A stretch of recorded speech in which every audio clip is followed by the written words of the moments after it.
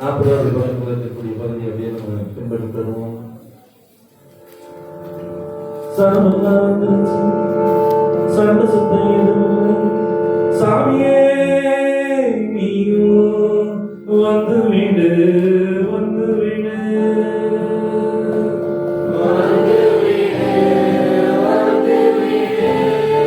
பொங்காடி முறையெல்லாம் பாதுடனே வந்துருச்சு, பாலுலக வந்தவனே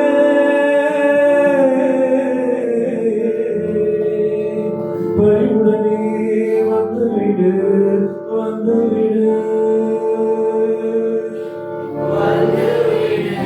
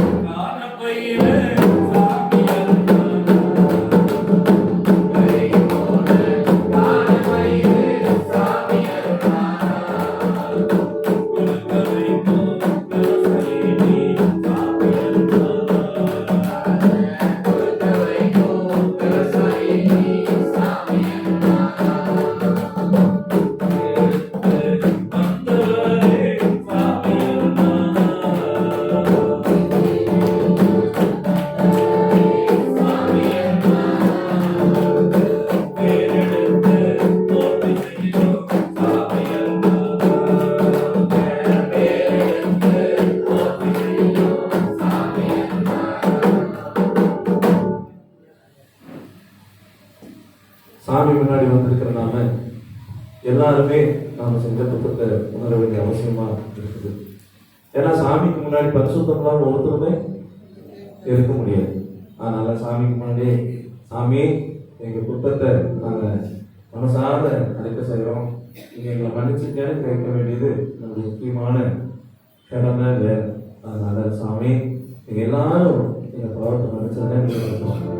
நம்ம மனசார செஞ்ச பாவம், கண்ணுல பார்த்த பாவம், காதுல கேட்ட பாவம், இன்னமும் போகக்கூடாத இடத்துக்கு போன பாவம், செய்யக்கூடாத வேலையை கையில செஞ்ச வேலை சொன்னா கையில மட்டும் இல்லை, என்னெல்லாம் நம்ம செய்யக்கூடாததெல்லாம் செஞ்சுக்கணும். அந்த பாவத்தை எல்லாத்தையும் நம்ம ஏசாமிக்கு முன்னாடி எதுக்கு செஞ்சோம்னா, சாமி அவருடைய மகனா மகளா நம்மளை ஏற்றுக்கிறதுக்கு, அந்த பாவம் தடுக்கணும்னா அவங்களை ஏற்றுக்கிறதுக்கு ஆயத்தமா இருக்கார்.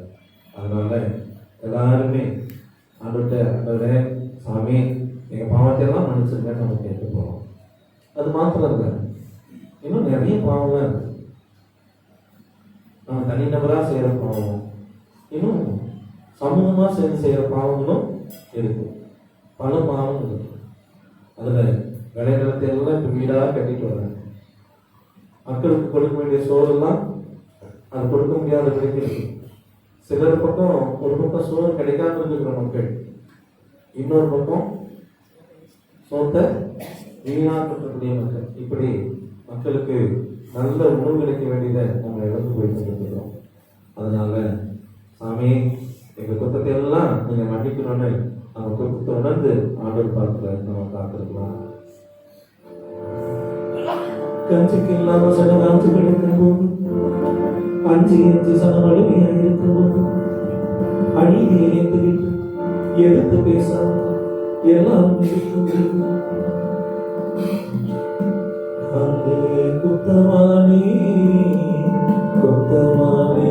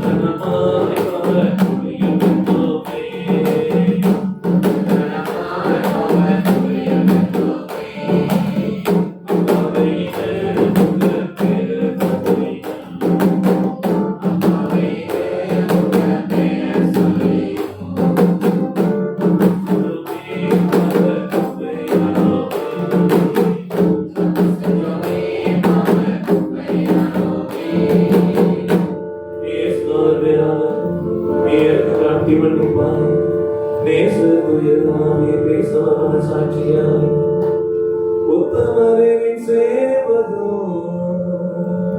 நீது செய்ய வேணுமே, மத்தவர மன்னிக்கும் மனசு வர வேணுமே, மத்தவர மன்னிக்கும் மனசு வர வேணுமே. குத்தத்தை எல்லாத்தையும் உண்மையான மனசு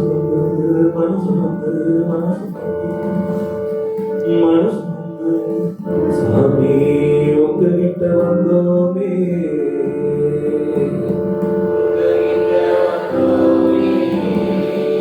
நீங்க மனசிறங்கி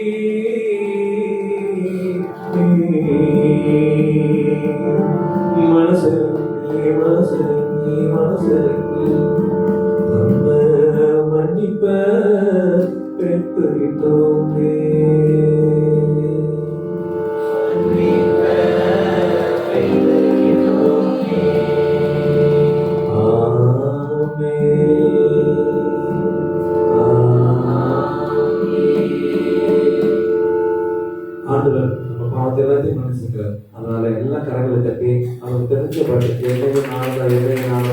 சொல்லக்கூடாது பார்க்கிறோம்.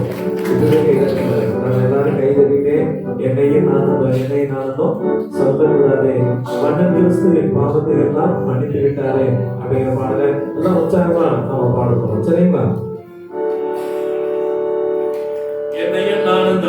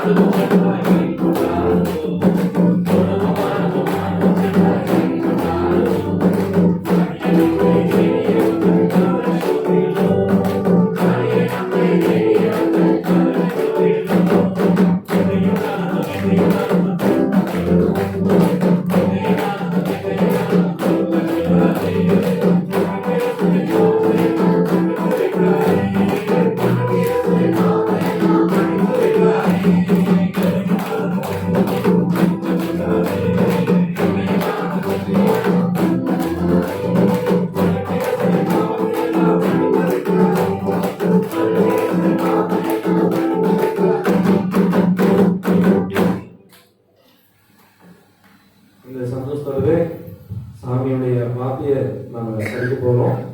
முதலாவது வார்த்தையை நம்ம படிக்க கேட்கலாம். பழைய ஏற்பாட்டிலிருந்து முதலாவது பைபிளுக்கு ஒரு பகுதியை நம்ம படிக்க கேட்கலாம்.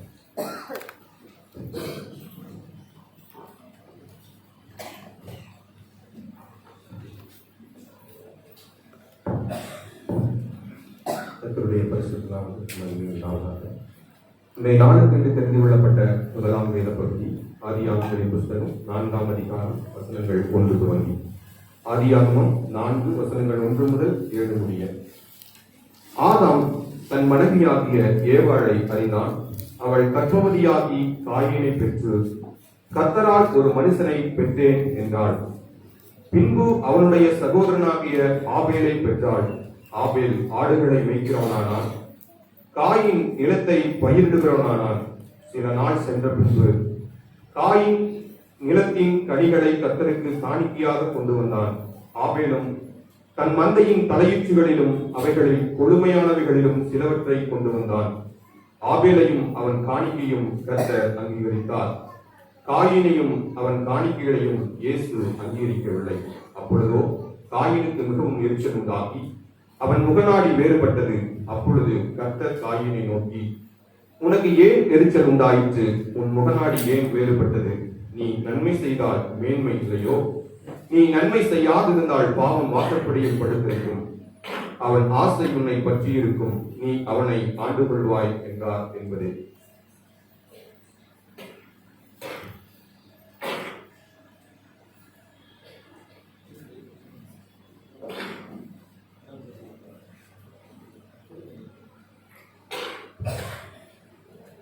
இன்னொரு பகுதியை நம்ம வாசிக்கலாம். இந்த நச்சேரி பகுதி தான். ஆனால் எனக்கு சிறப்பு நாளாக இருக்கிறாங்க. நம்ம உட்கார்ந்து அதை கேட்க போகிறோம். நச்சேரி பகுதியை நம்ம படிக்க கேட்கலாம்.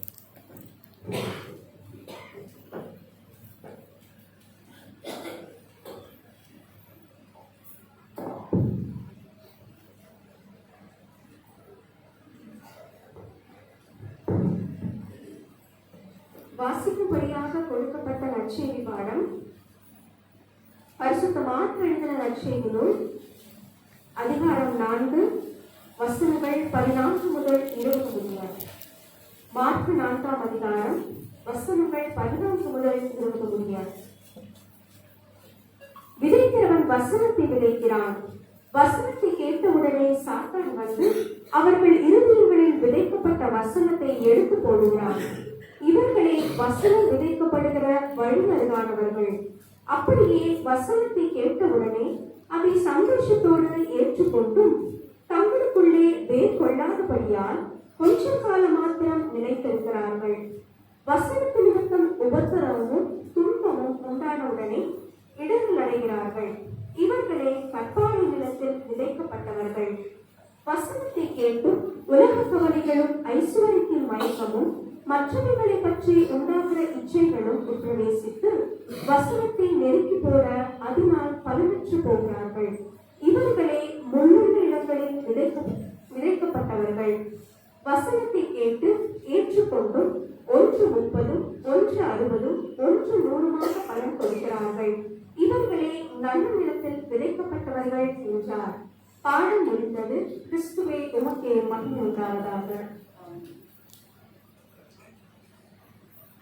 நம்ம கையில ஒரு தாள் கொடுத்தோம். அந்த பாட்டை நமக்கு எல்லாரும் சேர்ந்து ஆண்டவரை மகிமைப்படுத்த பாட்டை மறுபடியும் பாடணும். இந்த பாட்டு முடிச்சதுக்கு அப்புறம் செய்தி கேட்கலாம். அதாவது வாக்கு கேட்கறதுனால இந்த பாட்டு சனங்கெல்லாம் கூட்டி வந்தோம், சரணம் வந்து சேர்ந்து வந்தோம். சாமி நீங்க மனுஷனை கேளுங்க, எங்க சங்கடத்தை தீர்த்து வச்சிருங்க அப்படிங்கிற பாடலை நம்ம எல்லாரும் சேர்ந்து பாடலாம்.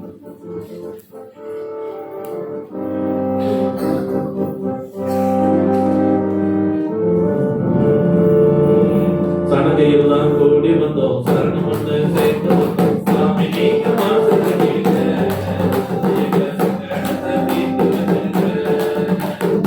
சனங்கையெல்லாம் கூடி வந்தோம், சரணம் வந்து சேர்ந்து வந்தோம். சாமி நீங்க மனுஷனை கேளுங்க, எங்க சங்கடத்தை தீர்த்து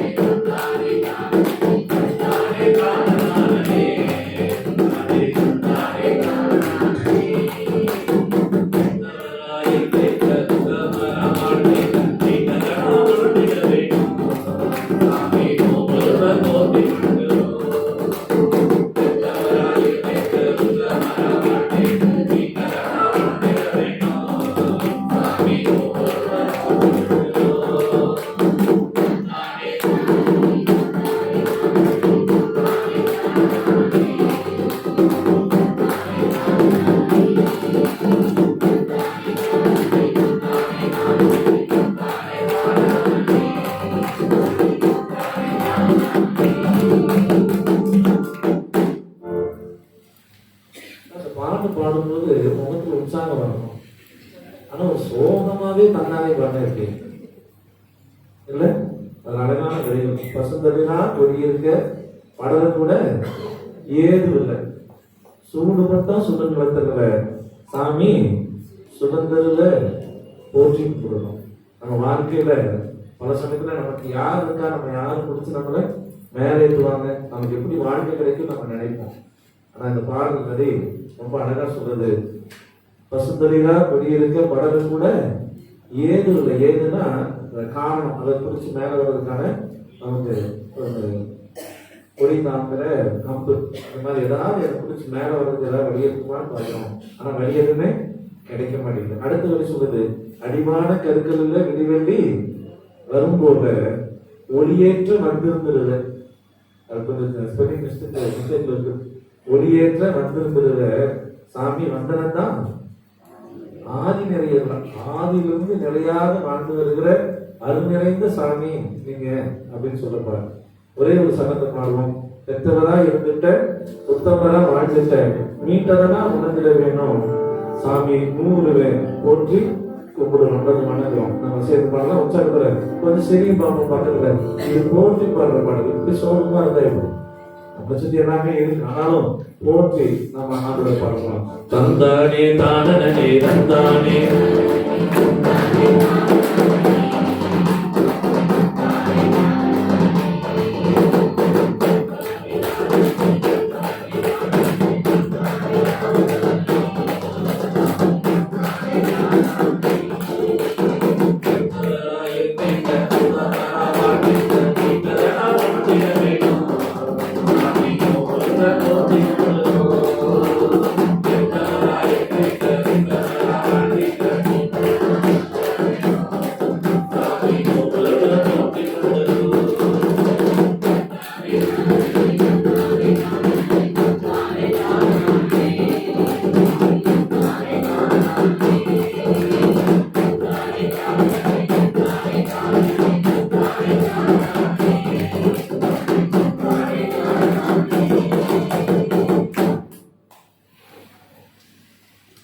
அதோடைய வார்த்தையை நம்ம பெற்றுக்கொள்ள போறோம்.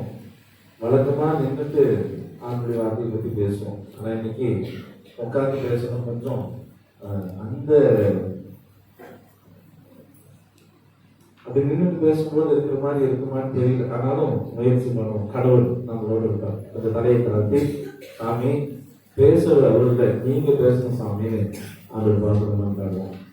எங்களை நேசிக்கிற அன்பான கடவுளை, இந்த மனமகிழ்ச்சியான வேலையில நாங்க ஆண்டவரை துதித்து பாடல பாடி உற்சாகமா எங்க பண்பாட்டு வழியா நாங்க நிற்க எங்களுக்கு உதவி செஞ்சீங்க.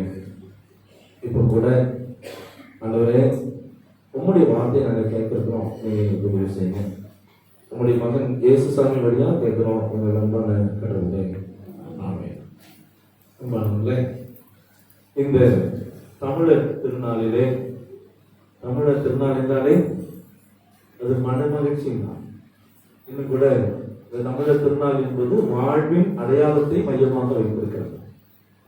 அந்த வாழ்வின் மையமாக இருப்பது எது என்பதை நாம் உணர்ந்து கடவுளுக்கு இன்னமும் எப்படி நாம அவருக்கு ஏற்புடையதாக இருக்க வேண்டும் என்பதை இன்னைக்கு கொஞ்சம் சிந்திக்கிறதுக்கு நம்ம அழைக்கப்படும்.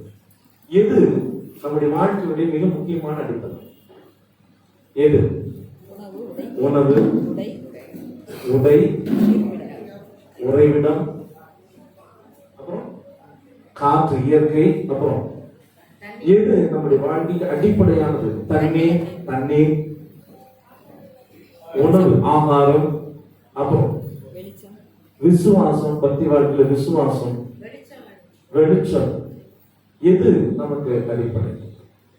கடவுள் இந்த பூமியை படைச்சும் போது ஒவ்வொன்னா படைச்சிட்டு வர, நிலத்தை நீரை பிடிச்சாரு, வானத்துல இருக்கக்கூடிய நட்சத்திரங்களை, சூரியனை, சந்திரனை, இன்னும் பல்வேறு பொருட்களை படைத்தாரு. அதுக்கப்புறம் புல் பூண்டுகள் படைத்தாரு. அப்புறம் வானத்துல பறக்கிற பறவைகளாக மச்சங்களை படைச்சாரு. அப்புறம் தண்ணீர் இருக்கக்கூடிய உயிர்வாழ் விலங்குகளை படைச்சாரு. ஊர்வன, விலங்கினங்கள் எல்லாத்தையும் படைச்சாரு. முன்னாடி உட்காருவாங்க. அப்படியா நிறைய ஆண்டவர் படைத்துக் கொண்டே வருகிறார். கடவுள் படைச்சுட்டே வரும்போது பல இடங்கள் ஆசீர்வதிச்சே இருக்காரு. 22வது வசனத்தை வாசிப்போம். ஆதியாகமம் 1ஆம் அதிகாரம் 22வது வசனத்தை வாசிங்க. அந்த கடவுள் ஆசீர்வதிக்கிறார். எப்படி ஆசீர்வதிக்கிறார்? 1ஆம் அதிகாரம் 22வது வசனம்.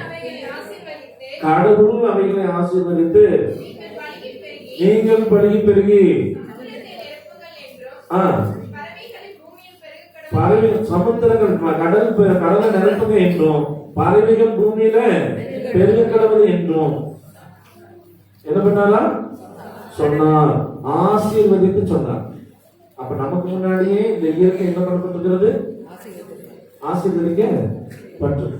அதுக்கு பிறகு நன்மை ஆசீர்வதிக்கிற 28வது வசனத்தை வாசிங்க. நன்மை பின்பு கடவுள் அவர்களை நோக்கி நீங்க பலுகி பெருகி பூமியை நிரப்பி அதை கீழ்ப்படுத்தி கடல் இருக்கக்கூடிய மச்சங்களையும் ஆகாயத்தில் பிறக்கிற பறவைகளையும் இந்த பூமியில நடமாற எல்லா விதமான மிருகங்களையும் ஆண்டு கொள்ளுங்கள் என்று சொல்லி கடவுள் எவர்களை ஆசீர்வதித்தார்? எவர்களை ஆசீர்வதித்தார்? 27வது வசனம் சொல்றது, கடவுள் தமது சாயலில் மனிதரை படைத்தார். அது தமிழ்ல மொழிபெயர்க்கும் போது அந்த சிக்கல் ஆதாம் அப்படிங்கிற அந்த எபிரேய சொல்லுக்கு மண்ணினால் எடுக்கப்பட்டவர்கள் என்கின்றது. ஏவாள் அப்படிங்கிற என்ன பொருள்? உலகம் அனைத்திற்கும் தாய் என்று. ஆதாம் என்றால் மண்ணிலிருந்து எடுக்கப்பட்டவர்கள் தான் பொருள். நம்ம ஆதாம் பெயராகவே பார்க்கிற ஒரு பழக்கம் இருக்குது. ஆதாம் என்று தனிநபராக பார்க்கிற வழக்கமும் இருக்கிறது. ஆனால் அதனுடைய ஆழமான பொருள் மண்ணிலிருந்து எடுக்கப்பட்டவர்கள். அது plural இருக்கிறது, பன்மை சொல்லது. ஆதாம் என்றால் மனிதர்களை படைத்தார். மனிதர்களை எப்படி படைத்தாரா? கடவுள் மனிதர்களை படைத்தார், அவர்களை கடவுளின் சாயலாகவே படைத்தார். அதோட நிக்கல அந்த வசனம். அதுக்கப்புறம் சொல்லுது, அவர்களை ஆணும் பெண்ணுமாக படைத்தார். இப்ப ஆணும் பெண்ணுமா படைச்ச அந்த கடவுள், இந்த உலகத்துல ஆண்களையும் பெண்களையும் படைத்த அந்த கடவுள் இப்ப என்ன செய்யறாரா? அவங்கள பார்த்து சொல்றாரு, நீங்க படுகி பெருகி பூமியை நிரப்புங்க. அது மாத்திரம் இல்ல, நீங்க என்ன பண்ணணும்? கடல் இருக்கக்கூடிய உயிரினங்களையும் வானத்தில் பறக்கின்ற பறவை இனங்களையும் இந்த பூமியில நடமாடுகிற விலங்கினங்களையும் நீங்கள் என்ன செய்ய வேண்டும்? ஆண்டு கொள்ளணும். இங்கிலீஷ்ல ரூல் இல்லையா? ரூல்னா என்ன வேணும்? நீங்க ஆட்சி செய்யணும் என்ன வேணும்? அதிகாரம் வேணும். எதுக்கு வேணும்? அதிகாரம் ஆட்சியில எதுக்கு வேணும்? எங்க வேணும்? ஆட்சி செய்யணும்னா கண்டிப்பா நிலப்பரப்பு வேண்டும். வடக்கே இமயமலையும், தெற்கே குமரிமலையும், கிழக்கே மறந்துட்டோம், வழி ஞாபகப்படுத்தணும். வந்தாளர்கள் ஈடாவும், மேற்கே அரபிக்கடலும் இந்தியாவின் எல்லைகள். இந்த எல்லைக்குள் இந்தியாவை ஆளுகிறவர்கள் ஆட்சி செய்கிறார் இல்லையா? ஆட்சி செய்யணும் என்ன வேணும்? முதல்ல என்ன வேணும்? நிலப்பரப்பு வேணும். நிலப்பரப்பு இருந்தாலும் அதுக்கு மேல நமக்கு என்ன வேணும்? அதிகாரம் வேணும், அங்கீகாரம் வேணும். ஆனா ஆண்டு நீங்க எதை கொடுத்து ஆட்சி செய்ய சொல்றாரு? ஆண்டு கொள்ளுங்கள் அப்படிங்கிறது எதை சொல்றாரு? நிலப்பரப்பு கொடுத்தாரா? இந்திய பெருங்கடல் தொடங்கி அண்டார்டிகா வரை இருக்கின்ற எல்லா நிலப்பரப்புகளையும் என்ன செய்யுங்கள் அப்படியா சொன்னாரு? நீங்க என்ன பண்ணுங்க? கடல்ல இருக்கக்கூடிய உயிரினங்கள், விண்ணில் பறக்கின்ற பறவை இனங்கள், இந்த நிலத்திலே ஊர்கின்ற நடமாடுகின்ற எல்லா விலங்கினங்களையும் நீங்க என்ன செய்யுங்கள்? ஆண்டு கொள்ளுங்கள். என்னது? எதையும் விடாத, அடிச்சு சாப்பிடு இல்லையா? அன்பானவர்களே, கடவுள் மனு குலத்துக்கு கொடுத்த முதல் ஆசீர்வாதத்துல 2 gift. முதல் gift பழுகி பெறுங்கள். அதான் ஃபர்ஸ்ட். கடவுள் ஆசீர்வாதத்துல முதல் ஆசீர்வாதம் எது? உற்பத்தி பண்ணுங்க சார் இல்லையா? பழுகி பெறுங்கள், அதுதான் முதல் ஆசீர்வாதம். அதனால முன்னமே நான் சொல்லியிருக்கேன் நம்ம சர்ச்ல, இந்த யூதர்கள் ஆண் பிள்ளைகள் 21 வயசு ஆயிட்டா கண்டிப்பா கல்யாணம் பண்ணணும். கல்யாணம் பண்ணலன்னா அவன் கடவுளுக்கு விரோதமாக நிற்கிறான். ஏன்னா கடவுள் சொல்லி இருக்கிறாரு, நீ என்ன பண்ணணும்? பழுகி பெறுக வேண்டும். கடவுளுடைய முதல் கட்டளைக்கு இவன் எதிராக இருக்கிறான். அவனே கடவுளுக்கு விரோதமானவன். எவ்வளவு பயங்கரமானவன் பாருங்க. அப்ப கடவுள் இந்த உலகத்துல அடிப்படையானது என்று சொல்லி 3 காரியங்களை கொடுக்கிறார். அதுல முதல் ஆசீர்வாதத்தை 2 கொடுக்கிறார். ஒன்று என்ன செய்யணும்? உற்பத்தி செய்யணும், பழுகி பெறுங்க. அப்ப நம்ம போய் சொல்லுவோம், பிள்ளைகளுக்கு கல்யாணம் பண்ணும்போது சொல்லுவோம், என் பிள்ளை வாழ போறா, கல்யாணத்தை நாங்க வைக்க போறோம் இல்லையா? வாழ போறாங்க, என் பையன் வாழ்க்கையை கொடுங்க, என் பிள்ளை வாழ்க்கைய தொடங்குறான். அப்ப அந்த 20 வருஷம் 21 வருஷம் 25 வருஷம் அதெல்லாம் என்னது? அது வரைக்கும் அவங்க வாழலையா? வாழ தொடங்குறாங்கன்னு சொல்றாங்க இல்லையா? அப்ப வாழ தொடங்கக்கூடிய மிக அடிப்படையான செய்தியே பைபிள் சொல்லுகிற செய்தி, பழுகி பெருக வேண்டும். அடுத்து சொல்லுகிறது, நீங்கள் இந்த உலகத்தில் இருக்கிற எல்லாவற்றையும் உணவாக கொள்ள வேண்டும். இந்த உலகம் தொடர்ந்து தொடர்ந்து இயங்க வேண்டும் என்று சொன்னால் கடவுள் 3 கொடைகளை 2 ஆசீர்வாதம் தர. முதல் ஆசீர்வாதம் இது. 2வது ஆசீர்வாதம் எங்க? மனு குலத்திற்கு படைப்படைத்துக்கு கொடுக்கிற ஆசீர்வாதம் அது. மனுக்குலத்துக்கு மாத்திரம் இல்ல, படைப்படைத்துக்கு கொடுக்கிற ஆசீர்வாதம். 2வது அதிகாரம் 3வது வசனம் வாசிங்க, வேகமா வாசிங்க. கடவுள் தாம் படைத்த தன்னுடைய எல்லா செயல்களையும் அவர் முடித்த பின்பு அவர் ஓய்ந்திருந்தார். கடவுள் தாம் படைத்த எல்லா செயல்பாடுகளையும் 7ஆம் நாளிலே முடிக்கிறார். நம்ம எல்லாருமே நினைச்சுக்கிற ஒரு விஷயம், கடவுள் இந்த உலகத்தை எத்தனை நாள் படைச்சாரு? ஆனா வசனம் என்ன சொல்றது? மறுபடியும் வாசிங்க அந்த வசனத்தை.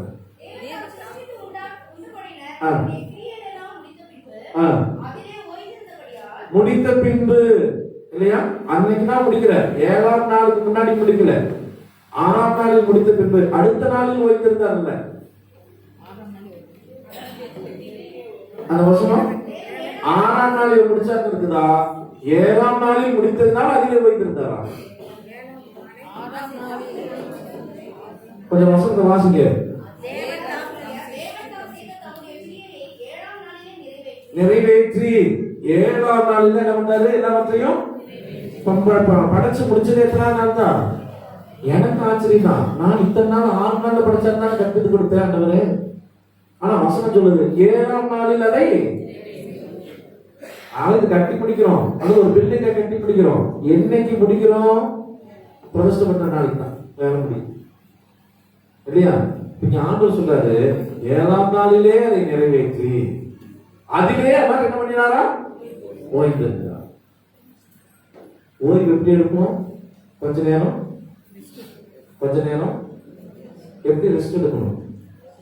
படுத்து கண்ணை மூடி கொஞ்ச நேரம்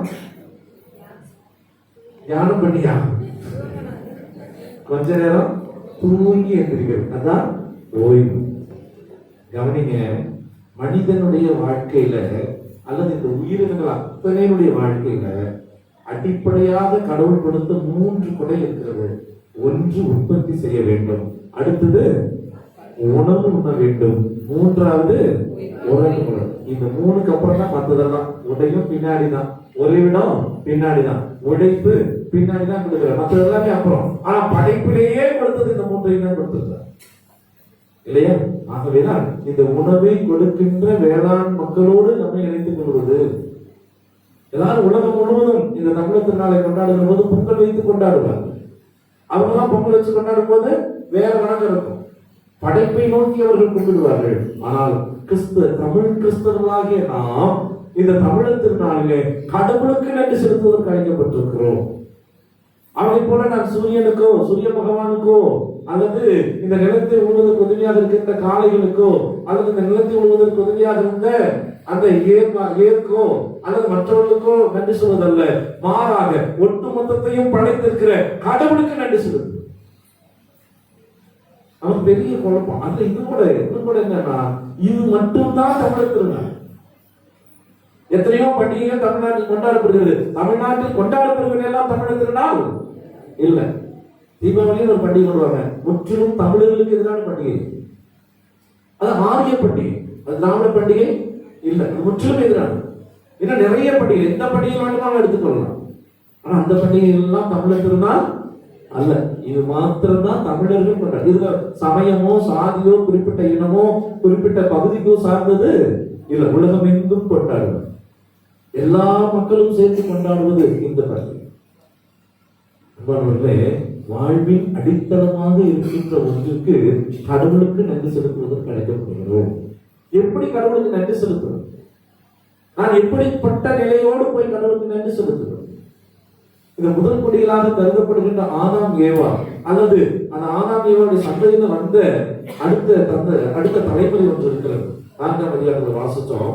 ரொம்ப அழகான பகுதி அந்த பகுதி. ஒவ்வொரு முறை வாசிக்கும் போதும் ஒவ்வொரு செய்தியை கடவுள் கொடுத்துக் கொண்டே இருக்கிறார். ஒவ்வொரு முறை படிக்கிற போதும் அதற்குள்ளாக கடவுள் தருகின்ற ஆழமான உணர்வு இன்னமும் நம்மை நடத்தி கொண்டே இருக்கிறது. போன வருஷம் நம்முடைய ஆளுக்கு நன்றி படைப்பு திருவிழா கொண்டாடுறோம்.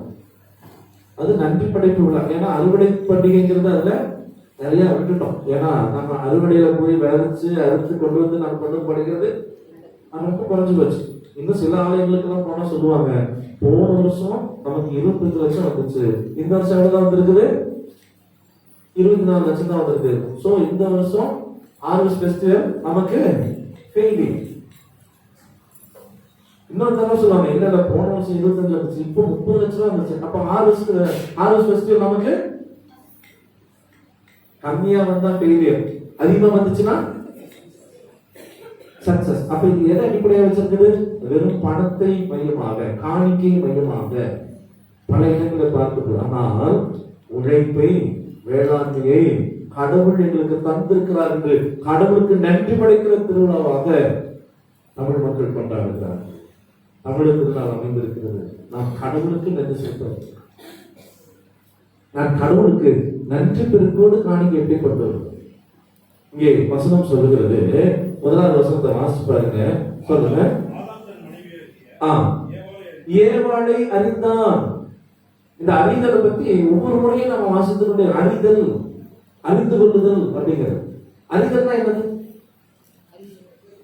அறிதலுக்கு இங்கிலீஷ்ல என்ன? நாலேஜ். அப்புறம் இன்னொன்னு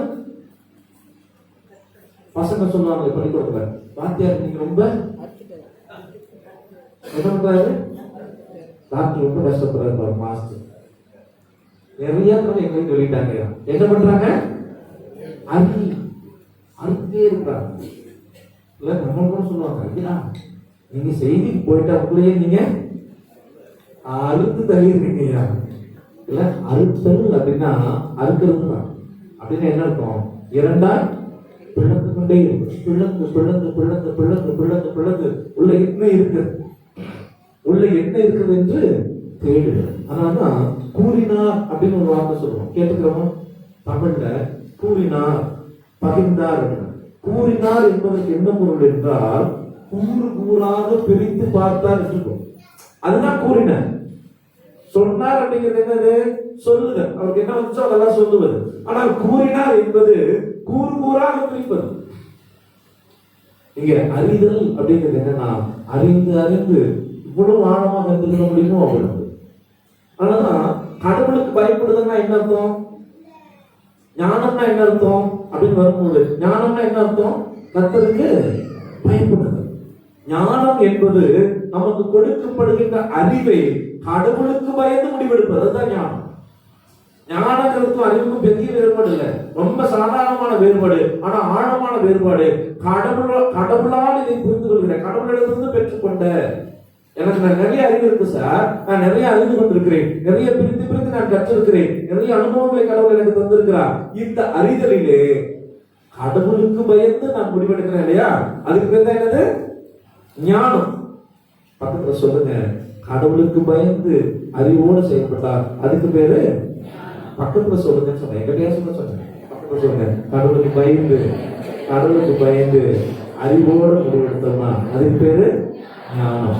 நம்முடைய அறிவு கடவுளுக்கு பயந்து முடிவெடுக்கும் போது அது என்னவா இருக்குது? ஞானமா இருக்குது இல்லைங்களா? ஆமா. அந்த அந்த ஞானம், அந்த அறிவு, அந்த அறிவு அப்படிங்கிறது கூட இன்னும் கூட இந்த பகுதி சொல்றது, ஆதாம் ஏவாளை அறிந்தான் அப்படின்னு என்ன இருக்கும்? கடவுளோடு நாம் ஒன்றித்து இருப்பது. எப்படி கணவனும் மனைவி ஒன்றித்து இருக்கிறாரோ அப்படி கடவுளோடு ஒன்றித்து இருப்பதுதான் அறிதல். நான் கடவுளை அறிந்திருக்கிறேன் என்ன அர்த்தம்? நான் இயேசுவை அறிந்திருக்கிறேன், நான் கடவுளை அறிந்திருக்கிறேன் என்னதான்? ஆதாம் ஏவாளை இருந்தானா, அவர் எப்படி ஒன்றித்திருந்தாலோ அப்படி கணவனும் மனைவியை போல ஒன்றித்து வாழ்வது, கடவுளோடு ஒன்றித்து வாழ்வது. அதான் கடவுளை அறிவு. இங்க இதோட நீங்க நெத்திக்கு போறோம். என்ன செய்தி அப்படின்னா, ஆதாம் ஏவாளை இருந்தான், அவன் பிள்ளைகள். முதல் பிள்ளைக்கு பேரு காயின், இரண்டாவது பிள்ளைக்கு பேரு ஆபேல். கொஞ்ச நாள் கழித்து என்ன நடக்கிறது? இந்த 4ஆம் அதிகாரத்தை நாம் வாசிக்கிறோம். 2வது வசனத்தை வாசிங்க. பின்பு முதல்ல காயின், அடுத்தது ஆபேலை பெற்றான். ஆடுகளை மேய்க்கிறவனானான், காயின் நிலத்தை பயிரிடுகிறவனானான். கவனிங்க கவனிங்க, இந்த செய்தியை நம்ம கொஞ்ச நாளைக்கு முன்னாடி கேட்டோம். என்னுடைய ஆசிரியர் முனைவர் அடுத்தது ஜான் சாமியில் அண்ணா இங்க வந்திருக்கும்போது சொன்ன ஒரு வார்த்தை, சில நாள் சென்ற பின்பு அப்படின்னு ஒரு பிரைஸ் வருது. அதுக்கப்புறம் என்ன பண்ணுது? சில நாள் சென்ற பின்பு ஒரு கமா இருக்கு, ரொம்ப முக்கியம். சில சமயங்கள் இந்த கமா பெரிய ஆழமான புரிதல்களை நமக்கு தருது. சில நாள் சென்ற பின்பு காயின் தன் நிலத்தின் கனிகளை கர்த்தருக்கென்று கொண்டு வந்தார். கவனிக்கிறோம், ரொம்ப முக்கியமான ஒன்று. அடுத்தது இன்னொருத்தர் காணிக்கை கொண்டு வர்றார். எப்படி கொண்டு வர்றாரு? அடுத்த வாசிங்க. ஆபேலும் தன் மந்தையின் கொடுமையானவற்றை தலையீட்டுகளிலும் அவைகளில் கொடுமையானவைகளிலும் சிலவற்றை கொண்டு வந்தார். 2 பேர் காணிக்கை கொண்டு வர்றார். அதுல முதல் பகுதிக்கு என்னுடைய ஆசிரியர் எப்படி விளக்கம் கொடுத்தார்? எப்படி விளக்கம் கொடுத்தார்? சில நாள் ஆன காய்கறிகளை அவன் காணிக்கையாக கொண்டு வந்தான். சில நாள் சித்தம் என்பது சில நாள் ஆன காய்கறிகளை கொண்டு வந்தான். நேரடியாக அப்படி பொருள் கொள்ள முடியுமா? தெரியல, எதிரேயத்துல நான் பார்க்கல. ஆனா நேரடியாக பொருள் கொள்ள முடியுமா? ஆனா இங்க வரக்கூடிய செய்தி இருக்குது. சில நாள் சென்ற பின்பு நிலத்தின் காய்கறிகளை அவன் கொண்டு வந்தான். காய்கறிகளை பற்றி எந்த குறிப்பும் அங்கே இல்ல. ஆனா முதல்ல ஒரு பகுதி வருகிறது, சில நாள் சென்ற பின்பு. அதனால சில நாள் சென்ற பின்பான அந்த பழைய காய்கறிகளை என்ன நினைக்கலாம்? காயின் படைத்திருக்கலாம், படைத்தார் என்று சொல்வதற்குல படைத்திருக்கலாம். அதுதான் எனக்கு அசம்ஷன். இப்படிதான் நம்ம யோசிக்கிறோம் என்று சொல்லுவோம். ஆனா அடுத்த பகுதி வருகிறது, ஆபேலும் தன் மந்தையும் முதல்ல பிறந்தது. இந்த பகுதியை, இந்த ஆதியாகம புத்தகத்தை பல ஆசிரியர்கள் கையாளுறாங்க. பலர் எழுதியிருக்கணும்னு சொல்றாங்க. ஒருத்தரே எழுதியிருக்க முடியாது. அதுல பிரீஸ்லி ஆசிரியர் எழுதியிருக்கணும், யெகோவா ஆசிரியர் எழுதியிருக்கணும், ஏலோகிம் ஆசிரியர் எழுதியிருக்கணும், டியூட்ரானமி ஆசிரியர் எழுதியிருக்கணும்னு சொல்றாங்க. ஒவ்வொருவருக்கும் ஒவ்வொரு ட்ரெடிஷன் இருக்கு. பிரீஸ்லி ஆசிரியர் அப்படிங்கிற ஆசாரியத்துவமுடைய ஆசிரியர், அந்த ஆசாரியத்துவத்தை மையப்படுத்துகிற செய்திகளை கொண்டு வருவார். அடுத்தது ஏலோகிம், யெகோவா என்று சொல்லுகிற ஆசிரியர். அது ஒரு குழு, யெகோவாவை மையமாக வைத்து, ஒற்றை கடவுளை மையமாக வைத்து சொல்லப்படுவது. ஏலோகிம் அப்படிங்கிறது 3 கடவுளை மையமாக கொண்டது. ஹீம் அப்படிங்கிறது பன்மை சொல்லை குறிக்கும். ஏலோகிம் அப்படிங்கிறது பன்மை சொல்லை குறிக்கும். அதுக்கு அடுத்தது கடைசியா சொல்லுவாங்க டியூட்ரானமி, உபாகம் ஆசிரியர், திருச்சட்டங்களை கொள்ளுகின்ற ஆசிரியர். ஆசாரியத்துவத்தை கொள்வது, திருச்சட்டத்தை கொண்டு வருவது, ஒற்றை கடவுள் என்று சொல்லுவது, அந்த இல்லை 3 கடவுளாக இருக்கிறார் என்று சொல்லுகிறார் அந்த தன்மைக்கு நேராக இது எல்லாம் கொண்டு வருகிறது இந்த புத்தகம், ஆதியாகம புத்தகம். அதுல இந்த ஆதியாகம புத்தகத்துல இந்த பகுதி தலையீற்று அப்படிங்கிற காரியம் யாருக்குரியது? ஆசாரியத்துவத்துக்குரியதா, திருச்சட்டத்துக்குரியதா? ஆசாரியத்துக்கு முதல் பகுதியை, முதல் கனியை கடவுளுக்கு படைப்பது. ஆசாரியத்துவத்தையும் இந்த திருச்சட்டம் என்று சொல்கிற பாகவத்தினுடைய ஆசிரியர் இருவரும் இந்த பகுதிக்குரியவர்களாக இருக்க வேண்டும். ஆகவேதான் சொல்றாங்க, இந்த பகுதியை இவங்க 2 பேர் எழுதியிருக்கலாம். ஏன்னா ஏலோகிமோ அல்லது யெகோவாவோ இதை எழுதியிருக்கிறதுக்கான வாய்ப்பு, யாவே இது இருப்பதற்கான வாய்ப்பு இல்லை என்று சொல்லுகிறார். இதுல கவனிங்க, அது எல்லாரும் இங்க 2 குறிப்பு. ஒன்று சில நாள் கழித்த பின்பு, ஆனால் இங்கே சிறப்பானவற்றை கடவுளுக்கு என்று படைத்தார். படைத்த பிறகு கடவுள் என்ன செய்தாராம்? வாசிங்க 4ஆம் வசனத்தின் பகுதி. ஆபேலையும் அவன் காணிக்கையையும் கர்த்தர் அங்கீகரித்தார். அதுக்கப்புறம் அதோடு நிக்கல, அடுத்த பகுதி வருகிறது, காயினையும் அவன் காணிக்கையும் ஏன் அங்கீகரிக்கல? ஏன் அங்கீகரிக்கவில்லை? இங்க பிரச்சனை, நாம் எல்லாரும் எதிர்நோக்கி கொண்டிருக்கக்கூடிய பிரச்சனை, நாம் எல்லாருமே யோசித்துக் கொண்டிருப்பது காணிக்கையை பற்றி மட்டுமே யோசித்துக் கொண்டிருக்கிறோம். காணிக்கை கடவுள் ஏத்துக்கிட்டாரா இல்லையா, அதுதான் பிரச்சனையை யோசிச்சுட்டு இருக்கோம். கடவுள் ஆபேல் காணிக்கையை ஏத்துக்கிட்டாரு, காயின் காணிக்கையை நிராகரித்தார், மறுத்து விட்டார் என்பதை யோசிச்சுட்டு இருக்கிறோம். ஆனா வசனம் சொல்லுகிறது, மறுபடியும் வாசி பாருங்க, 4வது அதிகாரத்தை 4வது வசனத்தை கடைசி பகுதி சொல்கிறது. வாசிங்கயா. ஆபேலையும் அவன் காணிக்கையும், கவனிங்க, ஆபேலையும் அவன் காணிக்கை அப்படின்னு என்ன அர்த்தம்? ஆபேல் அங்கீகரித்ததினால் அவன் காணிக்கை கடவுள் அங்கீகரித்தார். அடுத்த பகுதி வருகிறது, காயினையும் அப்படின்னு என்ன அர்த்தம்? காயின் அங்கீகரிக்கப்படவில்லை, காயின் நிராகரிக்கப்பட்டான். ஆகவே அவனுடைய காணிக்கையும் நிராகரிக்கப்பட்டது. ஒவ்வொரு முறை பைபிளை வாசிக்கும் போதும் ஆண்டவரே உங்களுடைய வார்த்தைகள் எவ்வளவு ஆழமானது அப்படியே மனசுல இருந்து சொல்லும் போது இருக்கு. சாமி ஒவ்வொரு தடவையும் நீங்க கண்ணை தந்துட்டே இருக்கிறீங்க, ஒருவருடைய காணிக்கை ஏற்றுக்கொள்ளப்படணும்னா ஞாபகத்துல வச்சுக்கணும், ரொம்ப முக்கியமான ஒண்ணு. ஒருத்தருடைய காணிக்கை ஏற்றுக்கொள்ளப்படணும்னா முதல்ல நாங்க தான் சொல்லுவோம், வசனத்தை படிச்சு சொல்லுவோம், இவன் சகோதரருடைய ஒப்புரவாகிவா, அப்புறமேல் வந்து காணிக்கை, இதெல்லாம் ஒரு பக்கம், இன்னொரு பக்கம் இருக்கின்றது. ஆனால் அப்படிப்பட்ட நிலையில வசனம் சொல்கிறது, ஆபேலையும் அவன் காணிக்கையும் கடவுள் அங்கீகரித்தார், காயினையும் அவன் காணிக்கையும் கடவுள் ஆபேலை ஏற்றுக்கொண்டால் அவன் காணிக்கை ஏற்றுக்கொண்டார்.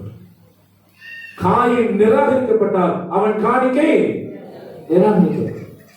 எவ்வளவு பயங்கரமான சத்தியம் அன்பானவர்களே. நிலத்தை பண்படுத்துகிறவன் தான் காயின். ஏன்னா 2ஆம் அதிகாரத்தில் நாம் வாசிக்கிறோம், எல்லாவற்றையும் ஆண்டுகளும் என்று சொல்லிவிட்டு 2ஆம் அதிகாரத்திலேயே வரக்கூடிய பகுதி இருக்கிறது.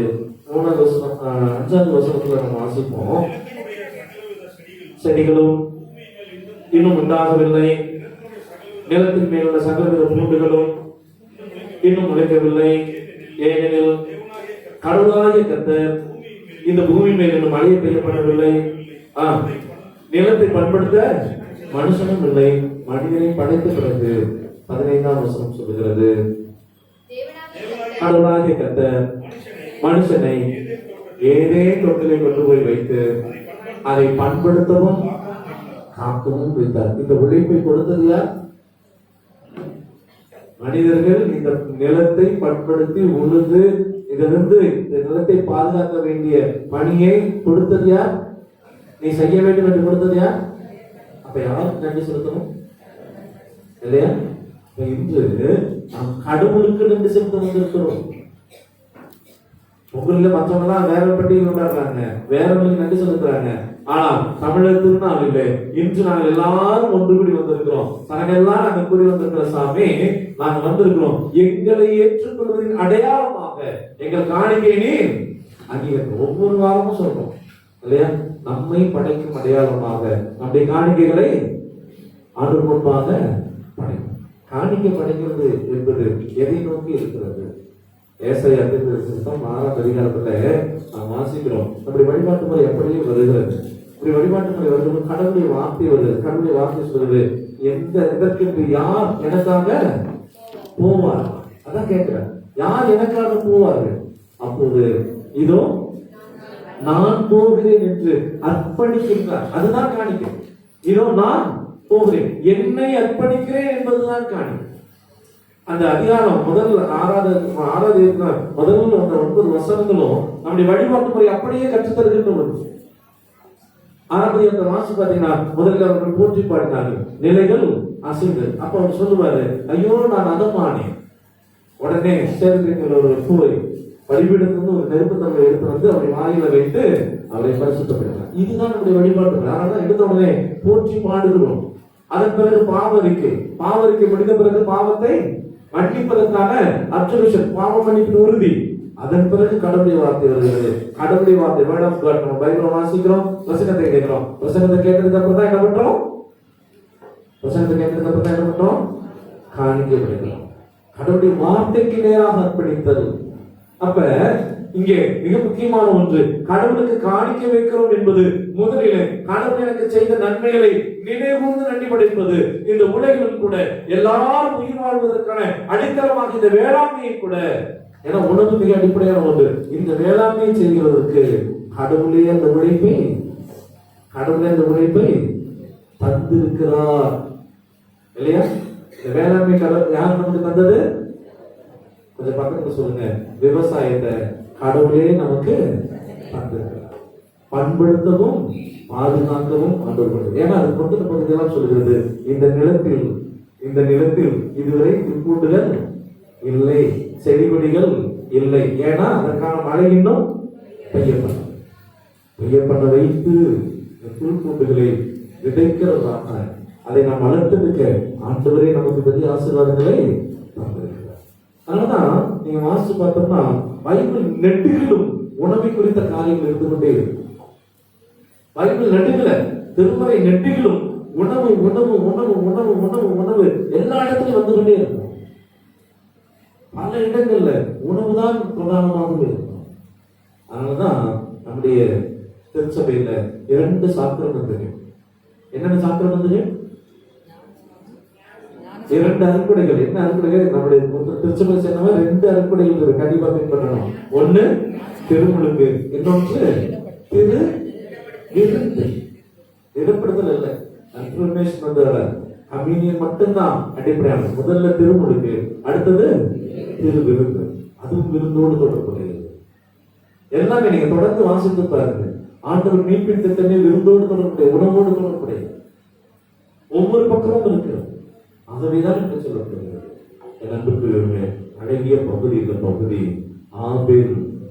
ஆபேலையும் அவன் காணிக்கை கடவுள் ஏற்றுக்கொண்டார், காயினையும் அவன் காணிக்கையும் நிராகரித்தார். ஆபேலை ஏற்றுக்கொண்டதால் அவன் காணிக்கை ஏற்றுக்கொள்ளப்பட்டது, காயின் நிராகரிக்கப்பட்டதால் அவருடைய காணிக்கையும். நமக்கு மிகப்பெரிய சவால். நாம் நிறைய படைக்கிறோம், நிறைய கொடுக்கிறோம், ஆனால் நான் ஏற்றுக்கொள்ளப்பட்டால்தான் என் காணிக்கை கடவுளுடைய நிதானத்திலே ஏற்றுக்கொள்ளும். நான் ஏற்றுக்கொள்ளப்பட்டால்தான் கடவுள் என்னுடைய காணிக்கை அவர் அங்கீகரிக்கிறார். அன்று சமூகத்தில் ஆண்டவரே, எனக்கு அழகான நாள் சாமி. இந்த அழகான நாள் உலகம் முழுவதும் எல்லாரும் மகிழ்ச்சியோட அவங்கவுங்க பண்டிகைக்கு ஆயத்தமாகிறாங்க, தமிழ் திருநாளுக்கு ஆயத்தமாகிறாங்க. ஒரு கூட்டம் மிகப்பெரிய ஆய்வுக்கு பிறகு இந்த நாள் தான் தமிழர்களின் புதிய ஆண்டின் தொடக்கம் என்று கொண்டாடுகிறார். தை 1ஆம் தேதி தமிழர் திருநாள் என்று கொண்டாடுவதற்கு ஆயத்தமாக இருக்கிறார்கள். ஒரு புதிய ஆண்டில் புதிய தீர்மானங்களோடு நாங்கள் பயணிக்கின்றோம். தமிழ் கிறிஸ்தவர்களாக நாங்கள் ஒன்றுபட்டு நாங்கள் நிற்கிறோம் என்றது எங்களுக்கு உதவி செய்யுங்கன்னு கேட்போம். ஆண்டு சமூகத்தில் ஒப்பு கொடுப்போம். ஆண்டவர்களே, நாங்க இந்த உலகத்துல நீர் எங்களுக்கு கொடுத்த அடிப்படையான 3 காரியங்களை நாங்கள் பெற்றுக்கொண்டோம். உற்பத்தி, உணவு, உறக்கம். இந்த உறக்கம் தற்காலிகமானதோ நிரந்தரமானதோ கூட இருக்கலாம் சாமி. ஆனால் இவைகள் தான் இந்த உலகில் மீண்டும் மீண்டும் உயிரினங்கள் தோன்றுவதற்கு அடிப்படையாக இருக்கிறது. மீண்டும் மீண்டும் இந்த உயிரினங்கள் வாழ்ந்து தங்கள் கடமைகளை கடவுளுக்கு முன்பாக நிறைவேற்றுவதற்கு அடிப்படையாக இருக்கிறது. இன்னமும் குறிப்பாக இந்த எங்களுக்கு கொடுக்கப்படுகிற உணவுகளுக்காக நாங்கள் நன்றி செலுத்துகிறோம். எங்கள் ஒவ்வொரு நாள் உணவிலும் ஆண்டவர் நீர் எங்களுக்கு கொடுத்திருக்கிறீர் என்பதை நாங்கள் உணர்ந்திருந்து பொறுப்போடு இந்த உணவுகளை ஆண்டவரே நாங்கள் கையாள எங்களுக்கு உதவி செய்ய சுவாமி. எத்தனையோ மக்கள் உணவின்றி தவித்துக் கொண்டிருக்கிறார்கள்.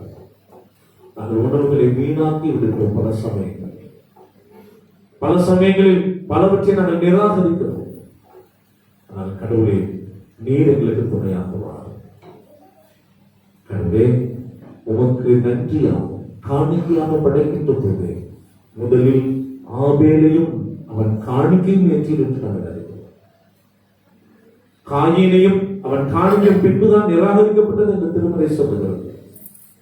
ஏற்றுக்கொள்ளப்படுவதற்கு நாங்கள் பாத்திரவான்களாக வளர்கிறது எங்களுக்கு உதவி செய்ய.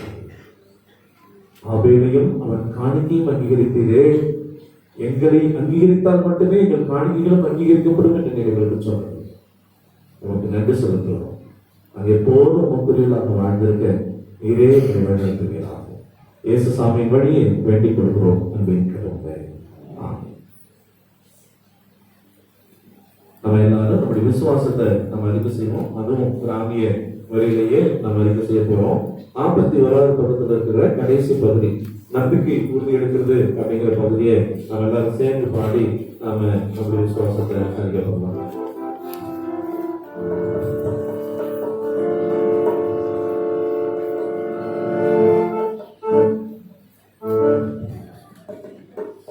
அண்ட சராசரங்கள் கண்டவை காணாதவை, அண்ட சராசரங்கள் கண்டவை காணாதவை, அத்தனை படைத்து அமைந்துள்ளவரே நம்பிக்கை உறுதி இந்த சகத்தில்